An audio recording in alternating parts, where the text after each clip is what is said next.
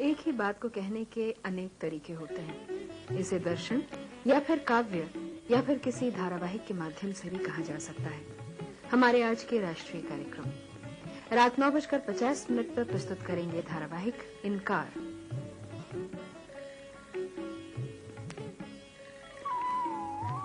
दार्शनिक यूजी कृष्णमूर्ति से भेंटवार्ता प्रसारित की जाएगी 10:20 पर। आपसे बातचीत करेंगे महेश भाट। कवि सम्मेलन सौहार्द सुमन का प्रसारण समय है रात 10:30 बजे।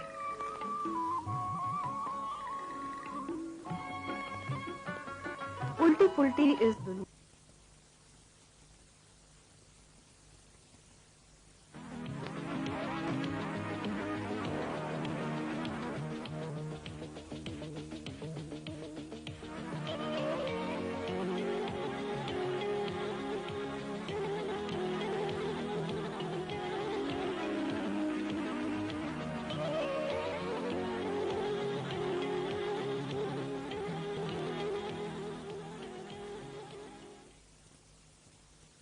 Usually, let's begin with that timeless question. In fact, the mother of all questions. What is enlightenment? And how does one get it?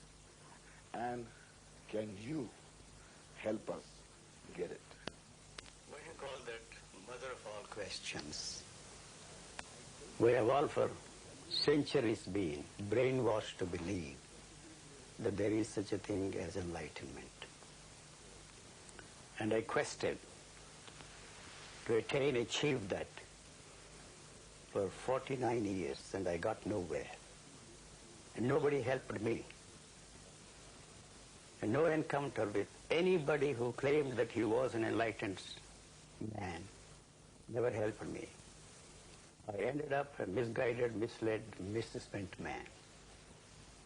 And I did not know what to do with it. So the whole quest for enlightenment went out of my system. And suddenly one day, out of nowhere, it hit me that why have I been searching for 49 years what everybody is after, the mother of all questions, the mother of all quests, as you put it, enlightenment. I found that there was no such thing as enlightenment. There's no such thing as a freedom. There is no such thing as self-realization, no such thing as God-realization. So that hit me so hard that the whole thing, that what everybody thought, felt, and experienced before me was flushed out of my system. What I was left with, I had no way of knowing. Even today, I cannot tell myself that I'm an enlightened man, I'm a free man, I'm a God-realized man, I'm this, that, or the other. And so there is no question of my trying to enlighten others and free others. We often ask this question, is this all to life?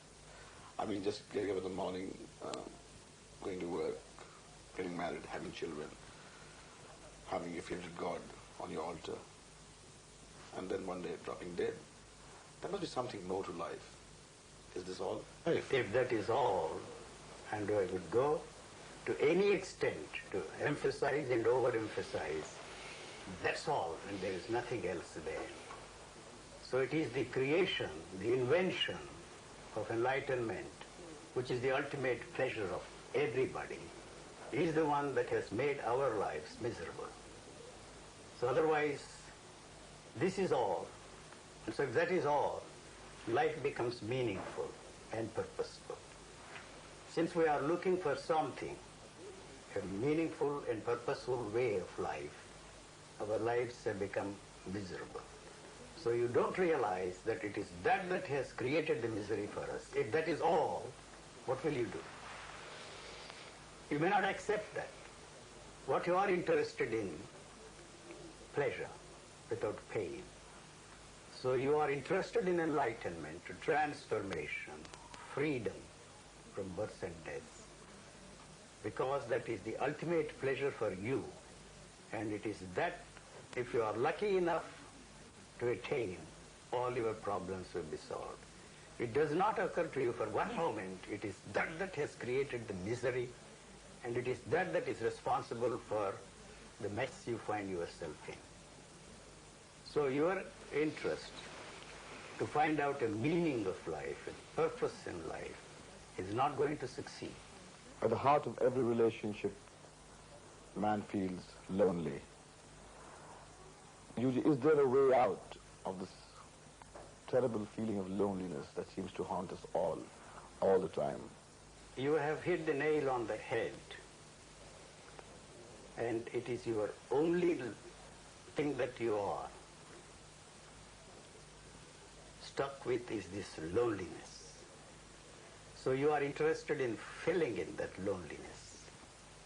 So you have invented 100 different escapist activities, and the demand to establish relationship with others is only there because you want to fill in this loneliness. And at the same time, you do not realize that this relationship which you are talking about is built on the foundation of what you will get out of this relationship. If you don't get what you want out of relationship, you have the last card, the jack, to play in the pack of cards, and you use this word called love. So when you can't get what you want, what you are left with is this misery. So you are bored. Everything you do to fill that boredom is taking you farther and farther away. So you are not interested in questioning why you are establishing these relationships with people. It's only to fill that loneliness. And if you don't get what you want out of this relationship, and don't forget that all relationships are built on the foundation of what do I get out of this relationship.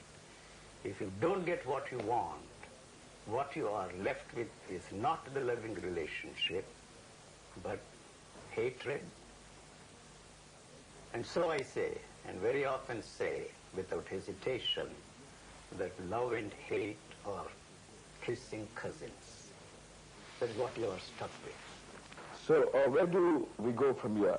There is a dedication to pleasure, all that we are left with. I mean, our hedonistic way of life is what one should pursue. What's wrong with it? That's actually what you are interested in, the hedonistic way of life. And your search for truth, reality, God, enlightenment, transformation is the ultimate pleasure. So what everybody wants, whether you are here in India or in America or in Russia or anywhere in this world, what everybody wants, whether you are a movie director or a cab driver, the only thing he is interested in is to have pleasure without pain. Is it possible to have pleasure without pain? It is just not possible because this body is involved in attaining that goal to have pleasure without pain. So it is a very destructive thing to ask for pain. So to have pleasure without pain is an impossibility. And that's the battle that is going on there in you. Because the living organism is not interested in pleasure. It is not interested in happiness. It is not interested in having only happiness without one moment of unhappiness. It is not interested in having pleasure with one moment of pain.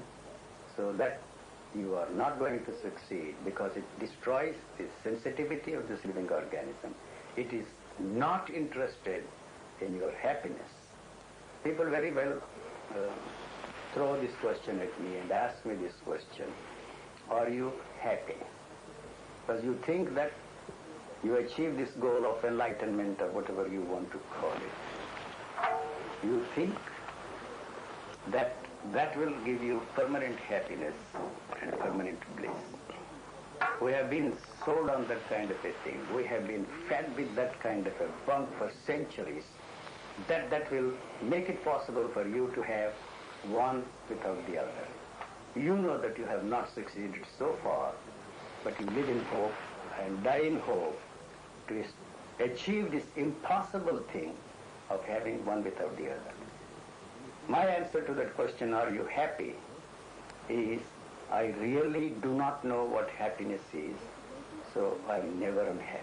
Usually organized religion seems to have collapsed all over the world, and one saw the mushrooming of what you call small gurus sprang all over the world. For a time, people thought that there would be an answer in what J. Krishnamurti had to offer to the world.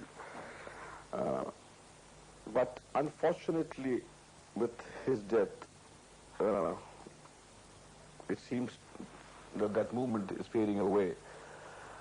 Just for a few books which are still in print, it doesn't seem to have touched anything really. What is your opinion on the role he played? What makes you think that the organized religion is dead? All the political systems, all the political ideologies offer to us as the panacea for the evils to which the world is a prey have failed and are failing. And that has created a tremendous vacuum. And all those gurus who believe that they have the answers for man's problems are going to step in and exploit the situation. All sorts of cults will step in and tell the people that they have the answers for that. So we don't bother about the impact of any particular teacher in the recent times, like J. Krishnamurti and others. It is impossible for anybody to say that they have the answers for the mankind's problems. The problems are changing all the time. So your answers are already dead.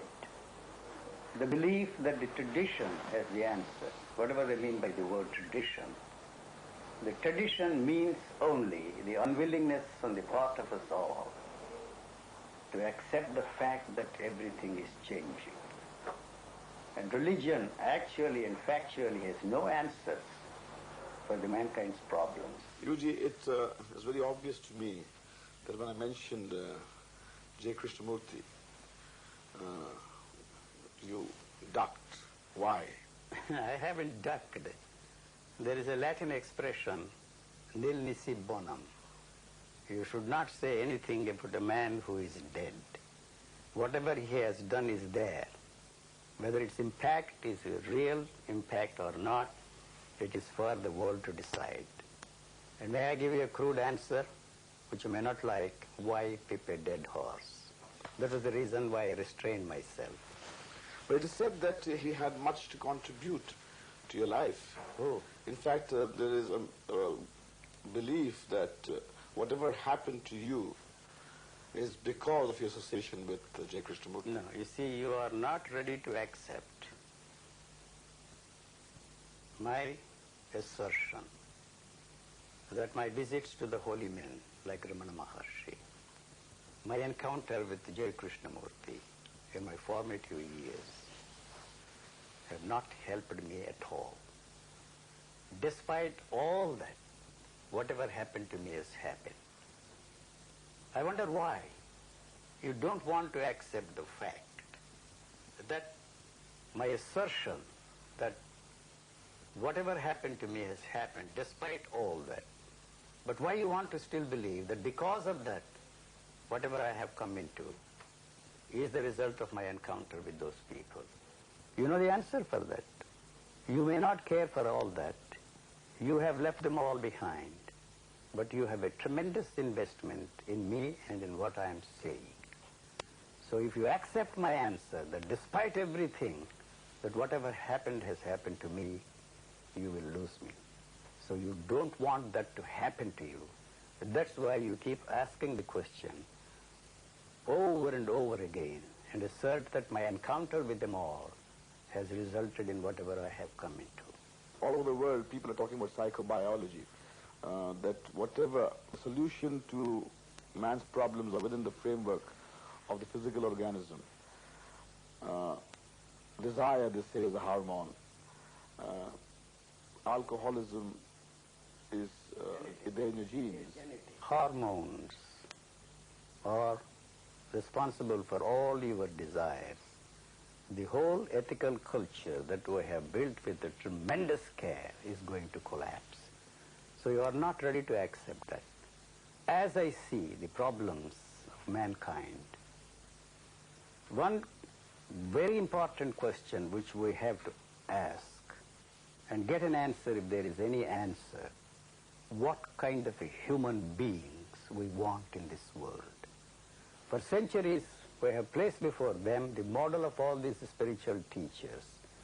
And it is just not possible for everybody to fit into that mold and become Buddhas, Jesuses, Krishnamurtis, and the like.